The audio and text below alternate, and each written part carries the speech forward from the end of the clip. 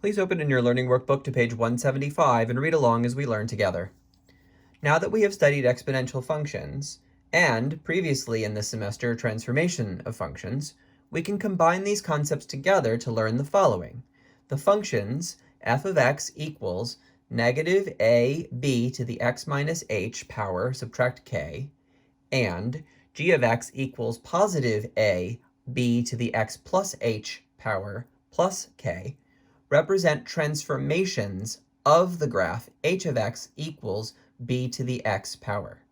We're going to compare b to the x with this and this to see what changed and where, and we're going to remember our transformations properties. Okay, let's start by comparing b to the x to this right here. The first thing we see is this negative. The negative indicates a reflection across the x-axis, which is a vertical reflection. Why is it vertical? Well, because this change is outside far from x.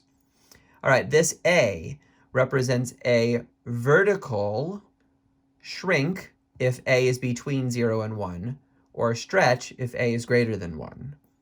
Remember, this is outside far from x, which makes it vertical, and vertical behaves the way you would expect. Greater than 1 is a stretch, but less than 1 is a shrink. Okay, comparing exponents. We have x versus x subtract h. What's the change and where is it? Well, the change is inside close to x because it's up in the exponent where the x is located, so that makes it horizontal, and adding or subtracting is a shift, so this must be a horizontal shift. Remember, horizontal is the reverse of what you would expect, so subtract is actually to the right. And finally, we've got this minus k. Well, that changes outside far from x, which makes it vertical. The fact that it's adding or subtracting makes it a shift. So this subtract k represents a shift downward.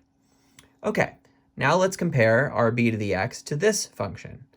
A is outside far from x, which makes this a vertical stretch or shrink. And once again, greater than 1 is a stretch. Between 0 and 1 is a shrink. The x plus h, the plus h is inside close to x, which makes it a horizontal, and the fact that it's adding makes it a shift, so we have a horizontal shift. Remember, horizontal is backwards of what you would expect, so plus is actually to the left h units. And then finally we have this plus k. That's a vertical shift upward.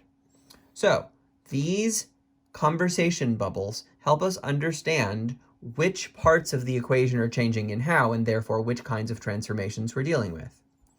Let's read this tip box. When a graph is shifted up, down, left, or right, any asymptotes associated with the graph shift as well. A shift up or down, k spaces, will move a horizontal asymptote up or down, k spaces as well. Similarly, a shift left or right, h spaces, will move a vertical asymptote left or right, h spaces. We will see vertical asymptotes when we discuss the logarithmic function later on in this chapter.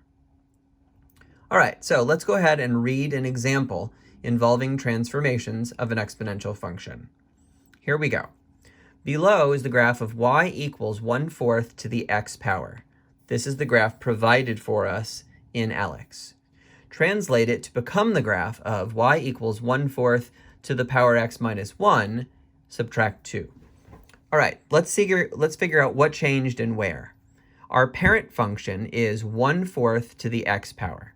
The exponent of the parent function, x, has been replaced with a new exponent, x minus 1, in the transformed function. This represents a horizontal shift to the right 1 unit.